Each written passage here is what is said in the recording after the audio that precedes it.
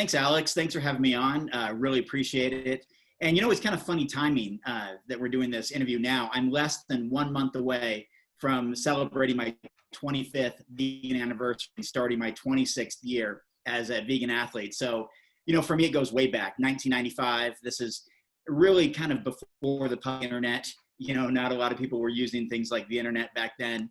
It was an early time. Not a lot of plant-based products that are common today. Not a lot of people really living this lifestyle. At least you didn't know about it because the internet wasn't there to connect you.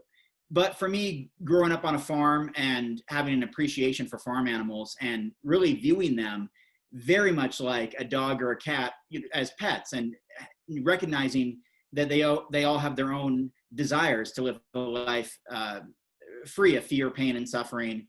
And so that's why I decided to become vegan in the first place, for animal rights. And that's what compelled me and drove me to that lifestyle. And I was a 5-sport athlete back then. I was a high school kid involved in soccer and cross country and track and field and wrestling and basketball. I was very active, very involved. And, I questioned, like a lot of people do, even today, 25 years later, I questioned, can I do this on a plant-based diet? Can I get bigger and stronger? Because back then, as you may know, I only weighed 120 pounds. Lately, I've been as high as almost 220, 219 or so. Yeah. 210 pounds right now, talking to you today. And obviously, I answered that question myself, but I wasn't sure back then. I had to just trust that there was adequate nutrition in plants, and trust that I could get sufficient calories, and trust that if I worked hard, that I could get bigger and stronger, which is something that I always wanted to do. So I did, and I have my older sister to thank, who was the inspiration for me, the catalyst for me to going vegan in the first place, when she kind of opened my eyes to animal rights issues.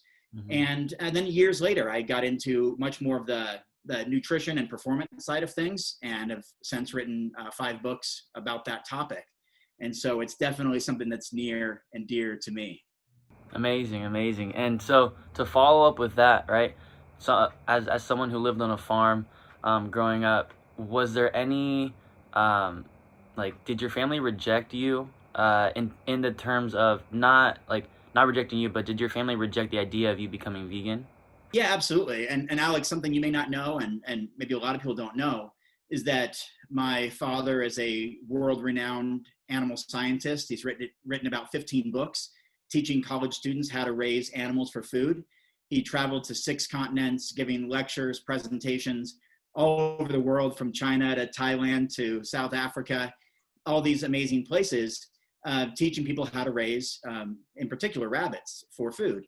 Mm. And my parents met in the animal science department. They both worked in animal science at Oregon State University in Corvallis, Oregon, my hometown. They both came from farming backgrounds in Harrisburg, Oregon, and in British Columbia, where my dad is from. They both came from farming backgrounds, and it was something that was foreign to them. We lived on a farm. We raised animals. I raised animals, and even I admit I sold animals at the auction to be turned into food. I just didn't know any better at that age, when I was 10, 11, 12, early into my teens. And so, yeah, there was some sort of rejection, absolutely. And there was also a fear. My dad being a scientist and my parents coming from farming backgrounds, there was a fear that I simply wasn't going to get proper nutrition. And there was also, I think, a fear that I was pretty small as well. I remember in 8th grade, at the beginning of the year, mind you, not the end, but the beginning of the year in 8th grade, we do the medical check. They check for lice, they check your height and weight and all this stuff. Yeah. I still have it to this day. I still have it.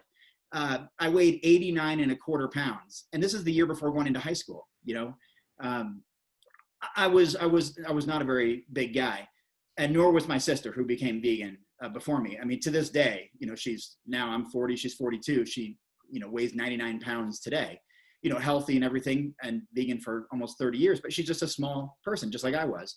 Mm-hmm. So that was part of the fear, right? We were already, not super muscular, not super big and strong. And there was a fear that we weren't going to get proper nutrition, because that just wasn't the way you lived back then in an agriculture community in the 1990s.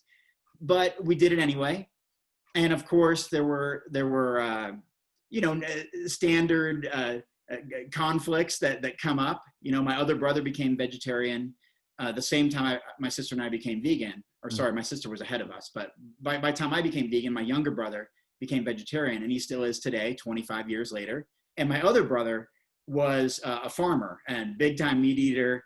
And to this day, he still is. He's a big time cattle farmer in Oregon. We naturally had conflict at holiday gatherings or even just as teenagers.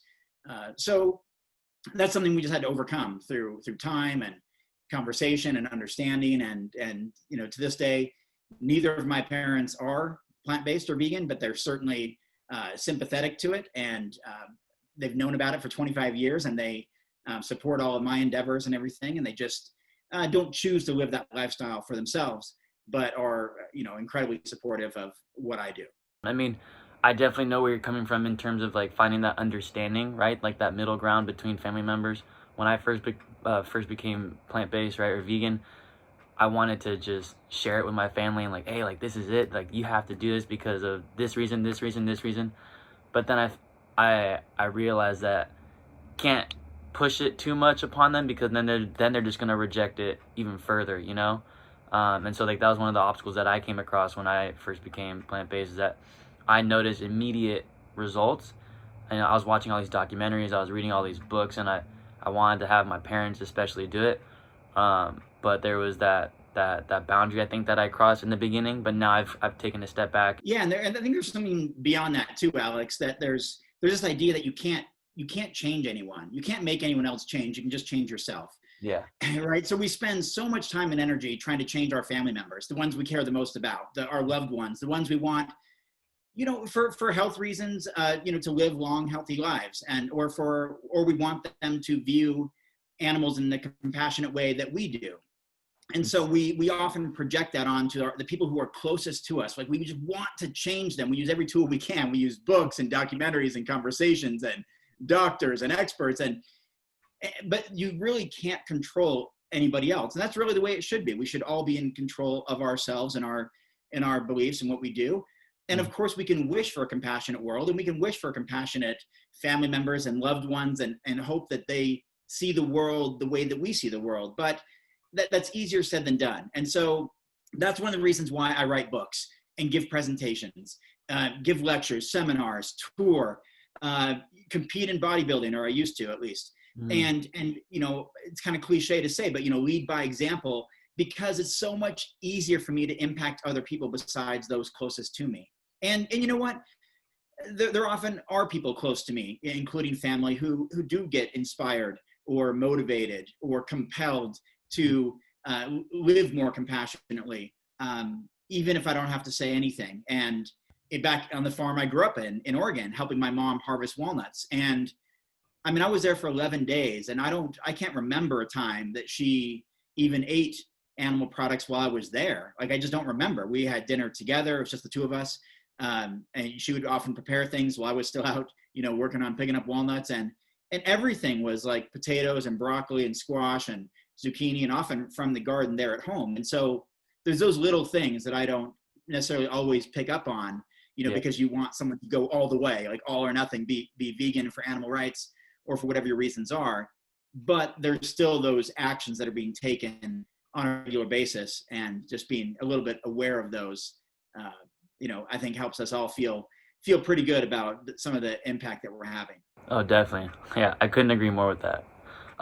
So moving on to my next question, of being an athlete, right? We're both athletes. And I noticed improvements right away, but I want to ask you, what improvements did you notice when you first made your transition from the standard diet to being vegan, and then from being vegan to plant-based? Yeah, great question, Alex. You know, to be honest, I don't remember a whole lot when I was 15, 25 years ago. I was just an active kid, you know. I mean, I was playing a lot of sports, and I was a pretty good runner, good enough that I barely went on to run in college for a year. I was kind of like the last place guy on the college team, but I made it, right?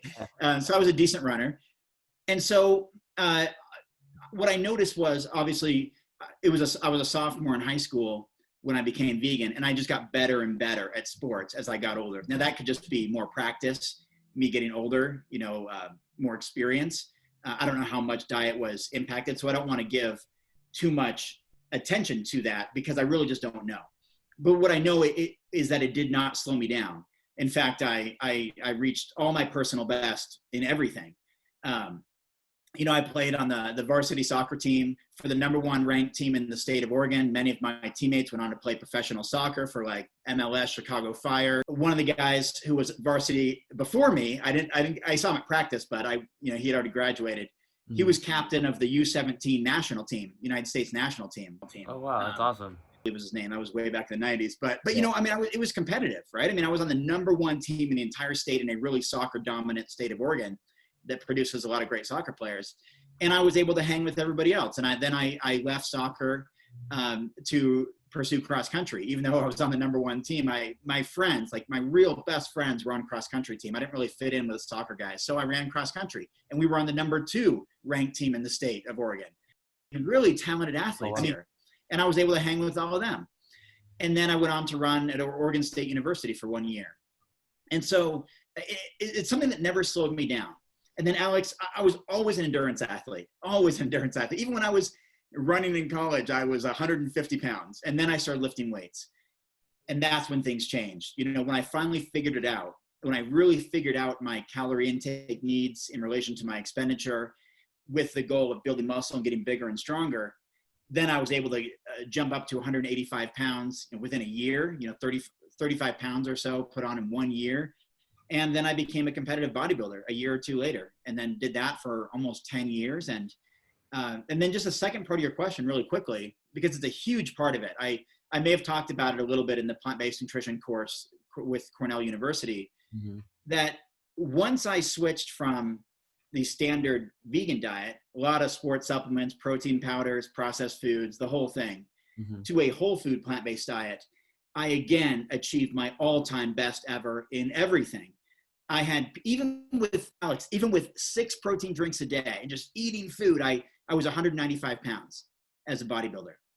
And then, I switched to a whole food plant-based diet. I was inspired by Forks Over Knives and Dr. T. Colin Campbell, and among others. And, I shot up to 215 pounds and was bigger and stronger than I'd ever been in my life. And I basically credit that to getting better nutrition, better overall nutrition, just higher amounts of vitamins, minerals, amino acids, antioxidants, recovery was better. I was able to just train often, train hard, recover, build muscle faster. And I was getting older. I was between 35 and 40 at this point. Mm-hmm. And I'm 40 now. And so I wasn't like I was in my prime, mid 20s to just put on a lot of muscle. I'd switched to real food, and I required fewer total calories and just got better overall results. So I'm still supplement free 8 years later, except for vitamin B12. No other supplements, and still mostly whole food. I have my burritos every now and then, and like we all do, processed foods here and there. But for the most part, I really emphasize fruits and vegetables and legumes and grains. And last night's a perfect example. I trained for an hour and 45 minutes, a pretty long workout, longer than usual. It's not super normal, but usually I train for about an hour. But I trained for an hour and 45 minutes, came home and had rice and broccoli and onions, mushrooms, edamame, pinto beans, just real food, but great sources of protein, great sources of amino acids, great sources of complex carbohydrate, some fats in there as well. And it was great. It was no need for meat analogs or huge amounts of tofu or protein powders and drinking something right after workout, nothing like that. And that's been kind of my approach for almost a decade now. And it seems to be working.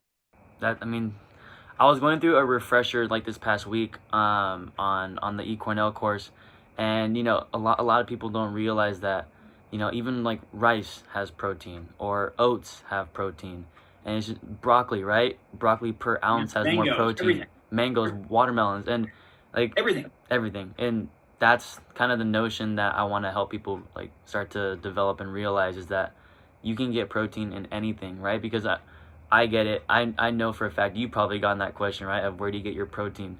And that's just there. The answer is in everything. Right, right. Or where your protein gets its protein, from plants, Exactly. So as you know, from learning from Dr. T. Colin Campbell, we don't need that much protein. Hmm. People like are surprised. I've been over 200 pounds for like, I don't know, 5 years now, a long time. I'm always 208, 212, over 200 pounds for years. And I consume probably 100 grams of protein or less, sometimes 70 grams a day. And it's like unheard of in bodybuilding Hmm. to consume legitimately 10% of my calories from protein, which is true. I've documented it for as long as 6 weeks at a time. And it's 10% of calories from protein, 20% from fats, and 70% from carbohydrates. And that's just the way it is.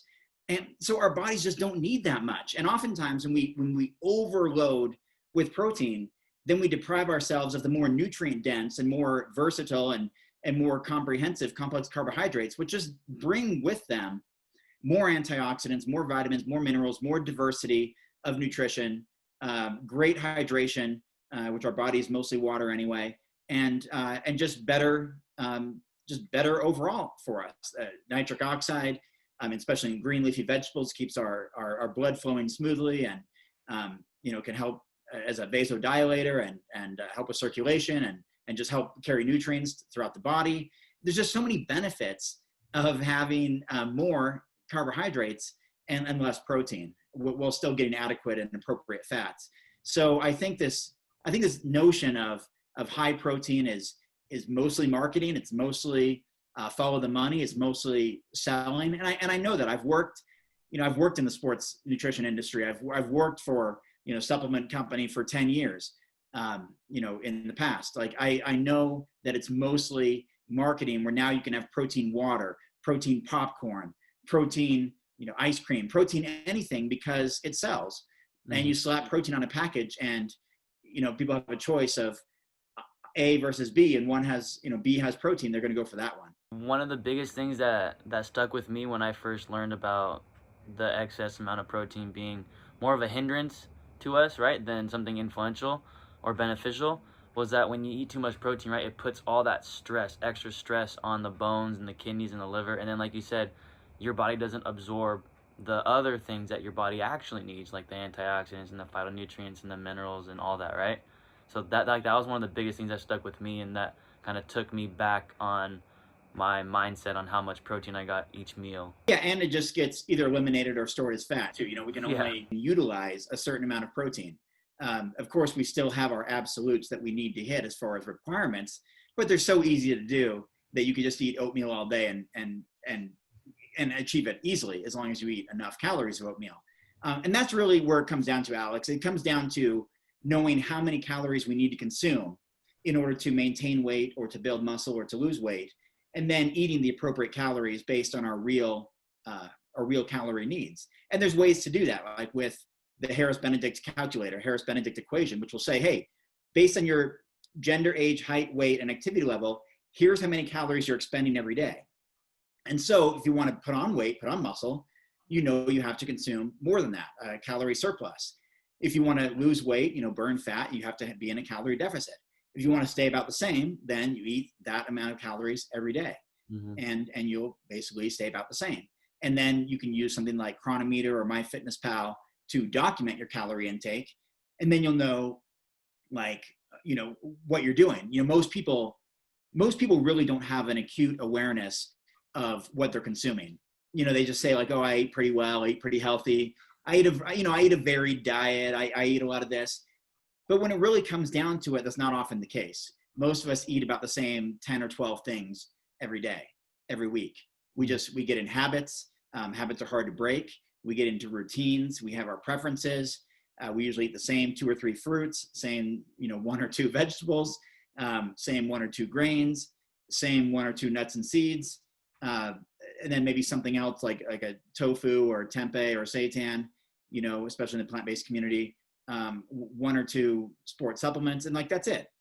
And I think you can be a lot more diversified with your diet and add a lot more variety to it.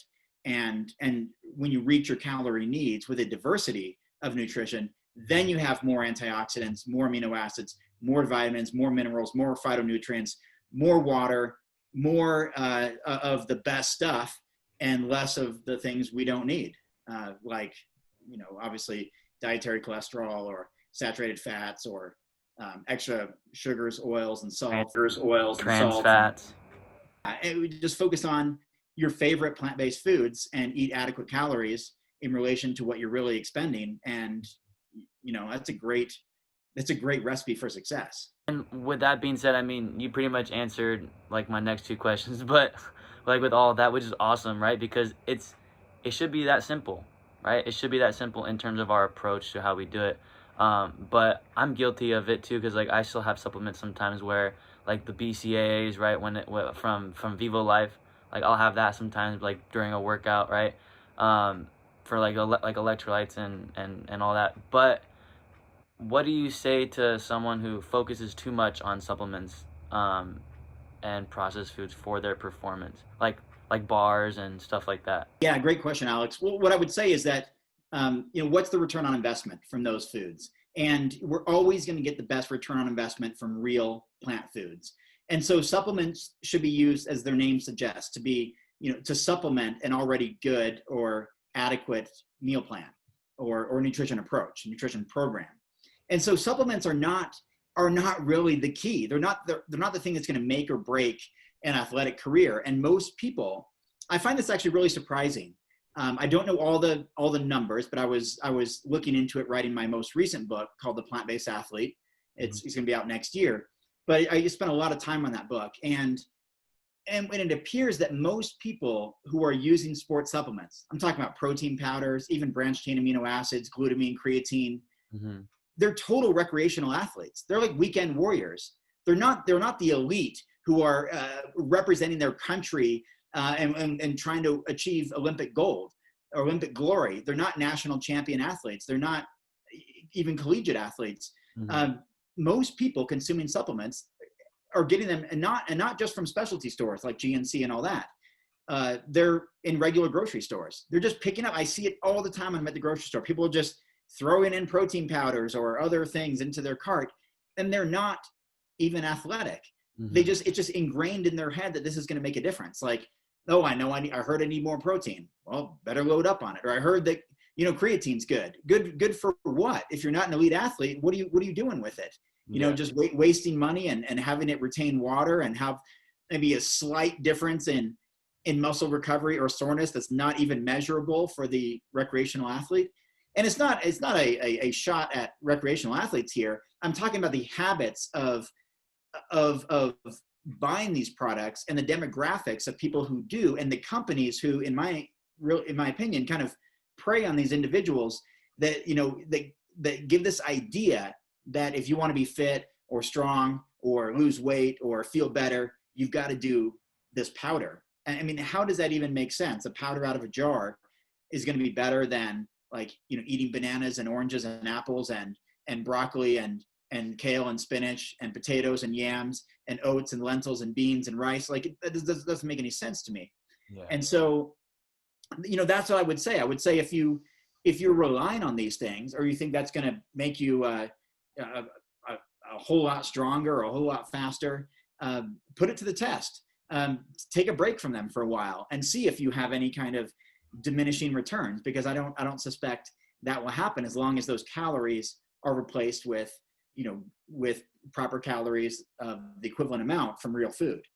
And so that's what I would say. If it's not, you're not working on a 6 or 7 figure contract in professional sports or representing your nation or your town or your city or your state, and it's not your whole life and encompasses 3 to 6 hours of training a day, then sports supplements are simply not necessary. Exactly. Yeah.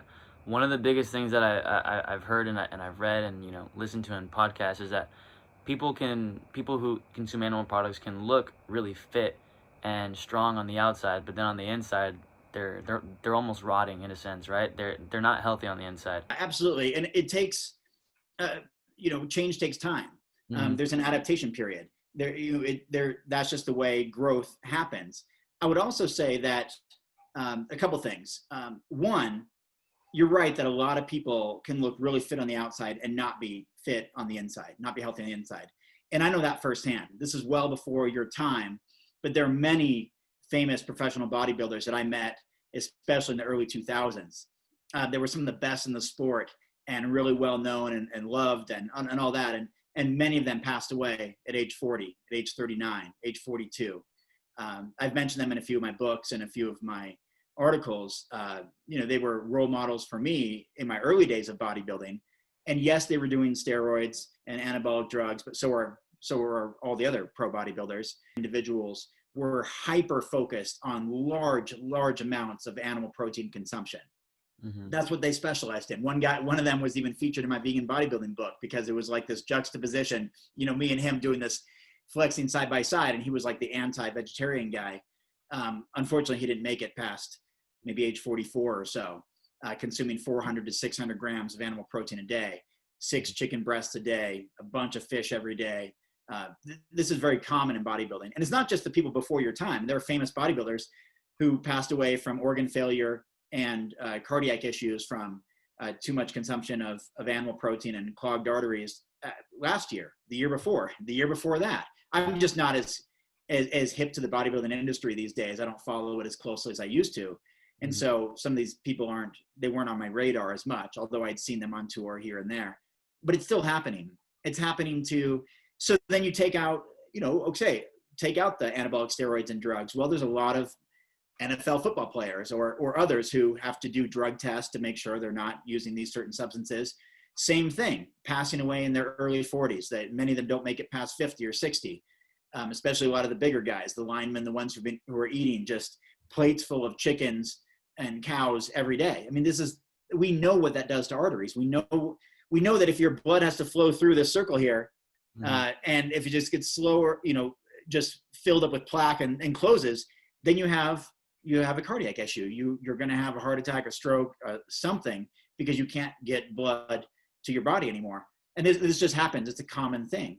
And of course it happens to other people who are not famous athletes, people who are just overweight and obese and who eat a fast food diet and succumb to the number one killer of Americans, which is heart disease. We know this from just learning about biology and how the body works and how plaque builds up in arteries and how it damages endothelial cells and how plaque can clog arteries and how blood restriction to the body results in these kind of issues, as well as you mentioned, rightfully so, many of these types of foods, animal protein heavy foods, can damage kidney and liver and you can have organ problems or even organ failure as a result.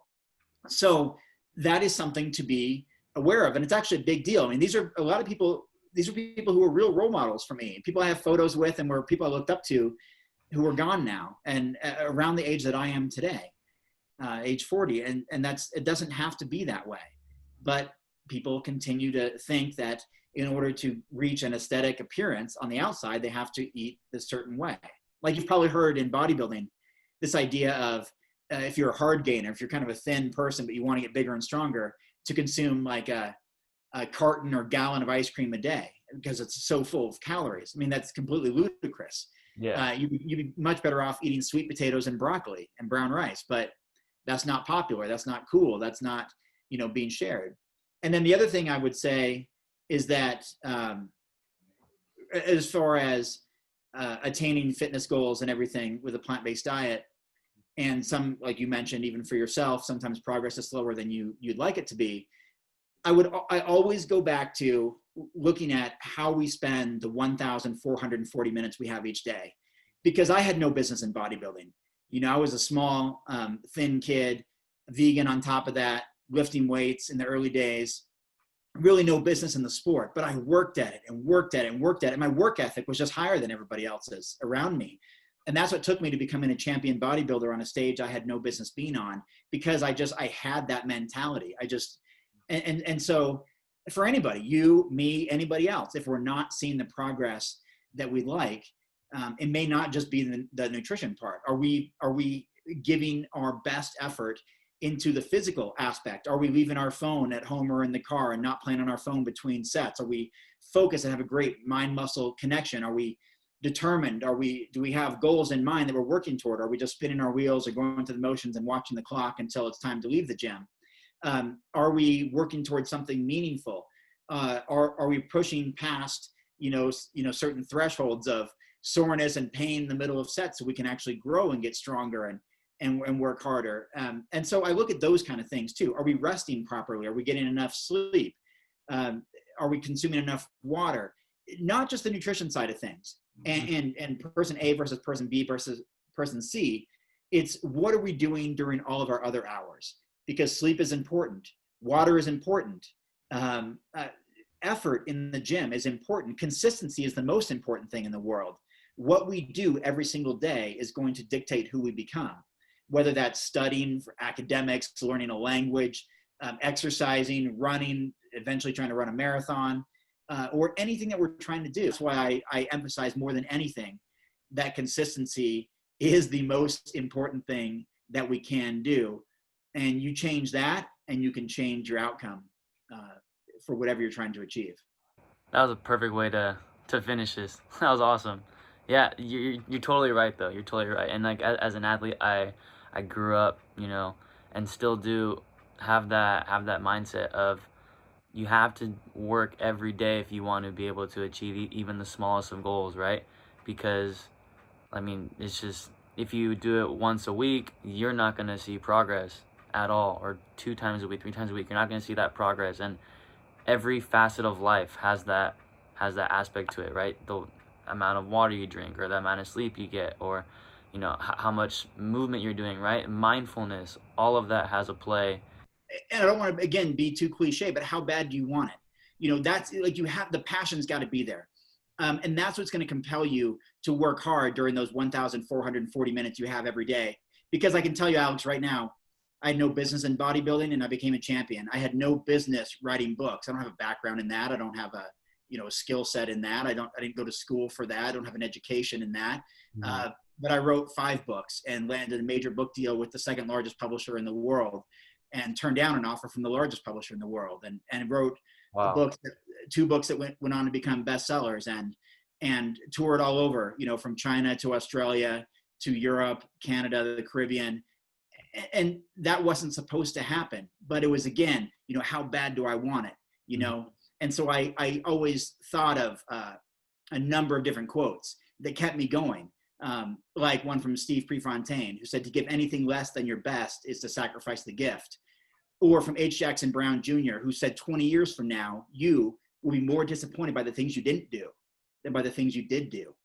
And that's why I went 15 years without even having a television. I knew that was going to take away my focus from writing books. Yeah, I had the internet. Yeah, I had my computer, my laptop, and all that. But I knew if I wanted to write books, I couldn't get into a habit of distracting myself, watching other people live their lives on television, and I had to do my own thing if that's what I wanted to achieve. And the same thing when I retired from bodybuilding. I hadn't run in a decade. I had no business running.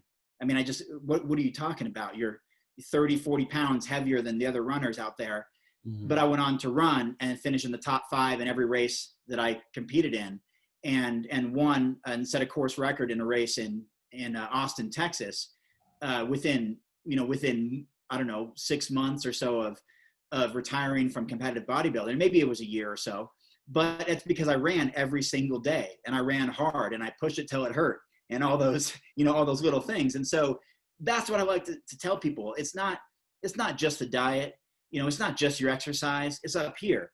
It's up here. What do you want to achieve? And that's like what I'm doing with my Vegan Strong brand as well. Like I told you, privately in email, we created this Vegan Strong monthly box that is already probably the best in the world, because we worked at it every single day to make it the best in the world. And the feedback has been just that, including feedback that poured in yesterday that said, someone said, they listed all these different popular boxes and crates and these monthly boxes from big time companies, and said, yours is the best ever.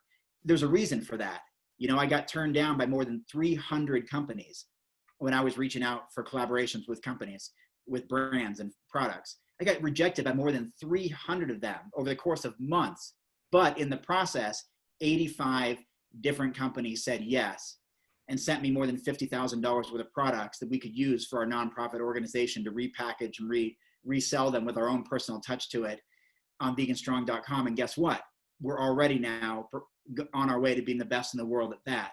again, I use that expression, we had no business being here, but we did it anyway, because we figured out how to make the best use of the 1,440 minutes we have. And even in the face of rejection, of companies ignoring us and rejecting us and saying no and passing on the opportunity. That's just the same with struggling in the gym, right? I'm not seeing progress for months. I'm not seeing progress, or trying to write a book and getting writer's block and I can't make progress, or trying to create a YouTube channel or build a brand. Like I'm just struggling. I'm stuck. I'm spinning my wheels. That happens.